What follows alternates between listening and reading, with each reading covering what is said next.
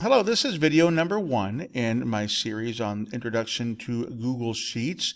And in this video, we're mainly just going to look at a little bit about what Google Sheets does. We're going to familiarize ourselves with the parts of a Google Sheet so we understand when we talk about a Google Sheet what it is we're actually talking about.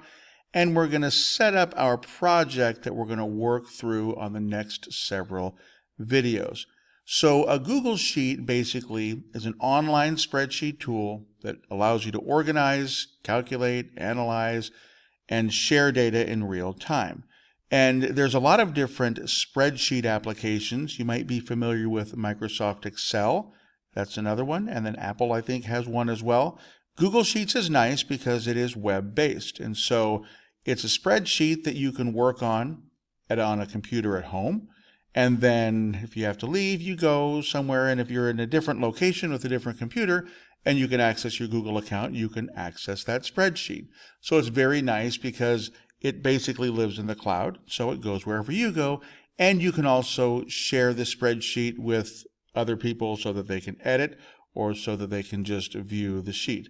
And a sheet or a spreadsheet is a great way of collecting and organizing information, especially if you have to do some sort of calculation with the numbers and the symbols and sometimes the words that would be part of all of the data that you are collecting.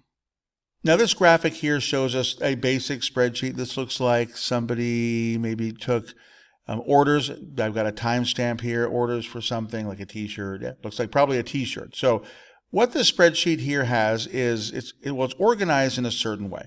We've got our columns and we've got our rows. And so the yellow part is a column, and all of the columns in a spreadsheet are designated by letters. This is column A, column B, column C, column D, column E, column F, and so on and so forth.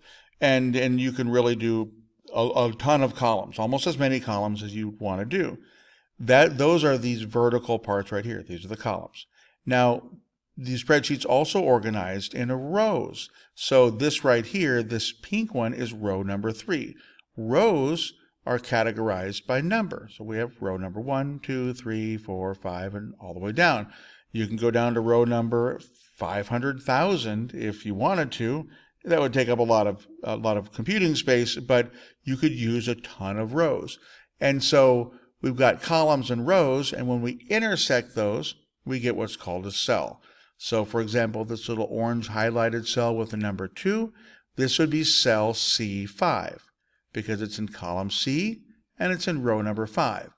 So having this way of organizing a spreadsheet is very nice because we can understand where information is, and we can tell somebody where to look if we need them to find information. We could say, look for the shirt design in column E and tell me what's in row 14. I want cell E14. So E14 would be this right here, and it would be the sunset design. So having the columns and the rows and then the cell makes it very handy for us to understand how we organize our spreadsheet. Now, as we use our spreadsheet, we normally type or collect data into our cells and our columns and our rows, and we do so on what's called a tab, or sometimes it's just called a sheet. This one right here at the bottom, it says Form Responses 1. So this is the only tab or only sheet available on this spreadsheet, but I could click this plus sign and I could make more tabs. So very often you're going to have several of these, and sometimes they're even going to be different colors. Sometimes it's handy to color these bottom tabs so you can very quickly see what it is that you're looking for. But in this case, in this example, there's just one tab. But I could say to somebody, hey, look on the Form Responses 1 tab and tell me what's in cell B15. And that person could look right away, Form Responses 1, column B, row 15, that is online. So it's a handy way of being able to understand where data is. Now, when we use the Google Sheets, we have to understand that we've got some tools. So we have the toolbar. The toolbar are all of these symbols that are across the top. And some of them are pretty easy to understand what they do, like print. But some of them you've got to kind of figure out what they do, like this little guy here. This is a formatting paintbrush. And then the 100%, that would be like our zoom tool, and so on and so forth. Some of these tools you're going to use a lot, and some of these tools you'll probably never ever use. And then what we have is the menu bar at the very top. The menu bar includes a lot of these tools, but also includes some more things, and we could click on these on a regular sheet. We'll do that later, and we can see the different options that we have for managing and manipulating the data on our spreadsheet. Now, to open up a brand new spreadsheet, one of the easiest ways to do it is to go to your Google Drive and then click on or just Google in general, and click on all the dots on the top right, and then look for this icon, and it probably says Sheets, and then you click on that and open up a new sheet. If you want to open up a new sheet really, really easily, there's kind of a shortcut way to do it. All you have to do is type in sheet.new. And you do it up here in the address bar, so I'm just going to highlight everything that's currently in the address bar and get rid of it. And if I type in sheet.new and hit enter, that's going to open up a brand new spreadsheet for me, all ready to go. And a new spreadsheet is always going to be untitled. It's a good idea to title a spreadsheet right away, even if you are only going to use it for a little bit. And the reason why is because if you don't and you use a lot of spreadsheets, you're going to end up with a lot of untitled spreadsheets.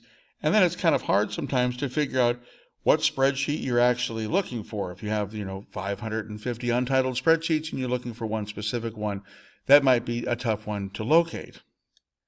For our purposes, we're going to actually use a spreadsheet to make a trip planner. We're going to plan a really fun summer trip. So I'm just going to go up in here and I'm going to title it 2025 Trip